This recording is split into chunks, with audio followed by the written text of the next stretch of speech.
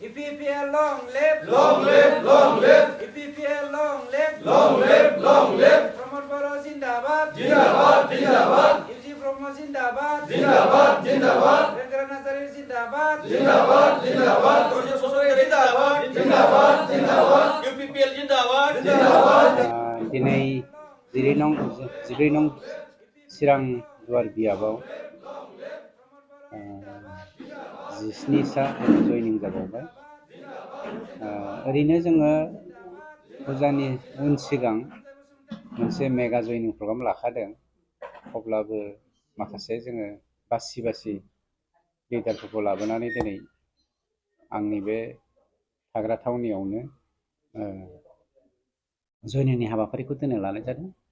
गोजोननाय मोन्दों दिनै UPPL दोलोखौ मानव गेदेर प्रमद बर' बिथांनि बानजायनाय बा दैदेननायाव जि सान्थि गायसननो हादों, जौगाथायखौ पेरेलेलि जोङो गासैबो बिथिङावनो जोङो लाबोनो हादों। बेखौ नुनानै रायजो राजाफ्रा खुसिजों UPPL दोलोआव BPF आरो कंग्रेसखौ नागारनानै जोंनियावहाय UPPL दोलोआवहाय जइन जाफैदों।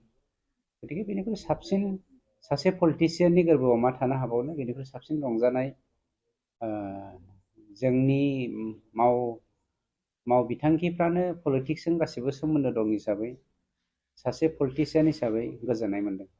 सार नोंथाङा जे बुंदों फैबाय थानाय समाव खाम्फा बरगयारि बिथांनि न' खाथियावनो जयनिं हाबाफारि लागोन, सार बेवहाय माबायदि BPFनि 600 निफ्राय 700 जयनिं प्रग्राम दङ आरो बेखौ आं बिथां खाम्फा बरगयारिनि नसुं खाथियावनो लानो थाखाय थियारि जानानै दङ। जों थाग थियारि जानानै दङ।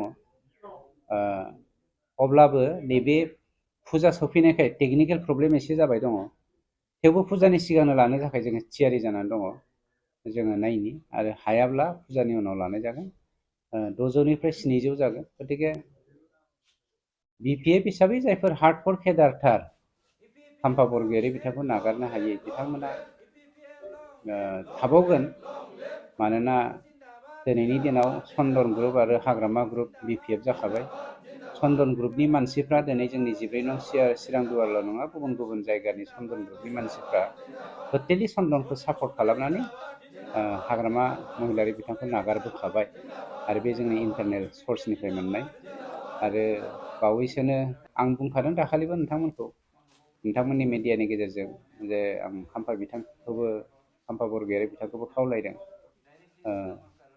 गाहाम समखौ ओरैनो हलाय खालामनानै दालाथों, मानोना खाम्फा बरगयारि बिथांनो MP नि टिकेटखौ होनानै बिथांखौ राजनितिक भाबे बा अर्थनैतिक भाबे कमप्लिटलि माने गुदियाव दाननानै बिथांखौ खोख्लैनायनि मोनसे षड़यन्त्रसो। गतिके गेलेनायाव जोंहा बुंनांगौ जेबो गैया, खिन्थु खाम्फा बायदि सासे दैदेनगिरिखौ राजखान्थि भाबे फोजोबनायखौ जों लुबैया। बे जाय पलिसिखौ हाग्रामाया लादों, जेरै गोबां दैदेनगिरिखौ बिथाङा जोगारदों। नोंथाङा जुदि नायोब्ला जोंनि कार्बि आंलंनिफ्राय फैनाय जनमोहन बसुमतारी ना मामोन, बिथांखौ जेरै बिथाङा जोगारदों, जाय BLTखौ जनमोहन बायदिया मोनसे समाव रोहो रोहो खालामदोंमोन, BPFखौ रोहो रोहो खालामदोंमोन, बेफोरबायदिखौ मैया खैफोदनि टाइमाव जोगारनानै बिथांखौ माने बेकबनखौ सिफायनानै दोनदों। हाग्रामाखौ चन्दन ब्रह्म बिथांखौ सिफायना दोनदों। गोबां लिडार दङ जाय लिडारफोरखौ कमप्लिटलि माने रुट आउट खालामबोगासिनो दङ। गतिके बे बेलायाव बिथांमोना निस्सय सांग्रां, अब्लाबो जों वेलकाम खालामदों। जोंनिफ्रायबोथ' केन्डिडेटआ थाखासिगोन सियरखा, आरो जोंखौ UPPL दोलोखौ दिनै BJPआ सापर्ट होनानै क'क्राझार समस्तिखौ देरहासार होनायनि थाखाय UPPLनि थाखाय मोनसे बिथांमोना सापर्ट होनायनि प्लान लाबाय, बे कनफार्म। गतिके जोंनि देरहानायाबो कनफार्म। दिनै समस्त BTRनि जाति जनगोष्ठिया UPPL दोलोनि दैदेनगिरि प्रमद बर' बिथांनि मोखांखौ नायनानै जेरै जाक-जमक बा लैहोर लैहोर फैदों, बेनिख्रुइ साबसिन बाथ्रा आरो थानो हाया। बेसेबांसो पार्सेन्ट दंबावो सार BPF?